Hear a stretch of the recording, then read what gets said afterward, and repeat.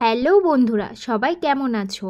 তো আমি চলে এসেছি তোমাদের আজকে নিয়ে চলে এসেছি একটা অন্যরকম ভিডিও। নিশ্চয়ই এই গরমে সবার স্কিনের অবস্থা খুবই খারাপ, তাই তার জন্য আমি নিয়ে এসেছি একটা ছোট্ট সমাধান। প্রথমেই নিয়ে নেবে এক টুকরো কাঁচা হলুদ, সেটা শিলে হোক কিংবা মিক্সিতে ভালো করে পেস্ট করে নেবে।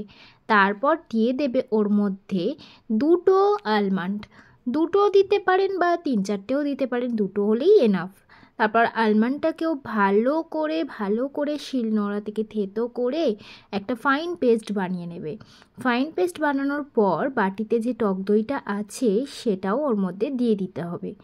দিয়ে এবার একসাথে সেটাকে ভালো মতো পেস্ট করতে হবে।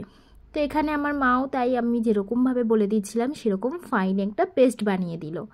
তো পেস্টটা হয়ে যাবার পর এখন আমি এটাকে বাটিতে, একটা পরিষ্কার কাচের বাটিতে নিয়ে নেবো। কাচের বাটি হলে কি হয়, স্টিলে আমাদের অনেক রকম ক্ষতি হতে পারে, তাই কাচের বাটিটা ভালো ফেস প্যাক বানানোর জন্য।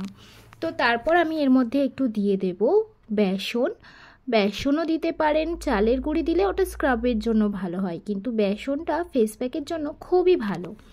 এরপর দিয়ে দেবো একটু গোলাপ জল।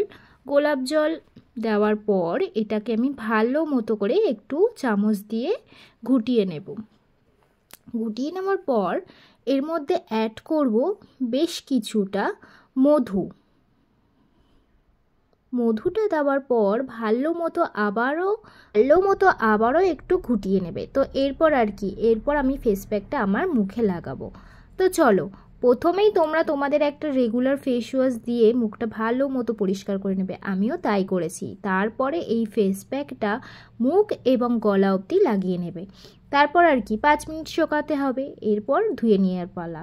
তো ধুয়ের সাথে সাথেই দেখো আমার মুখটা কিন্তু বেশ চকচক করছে।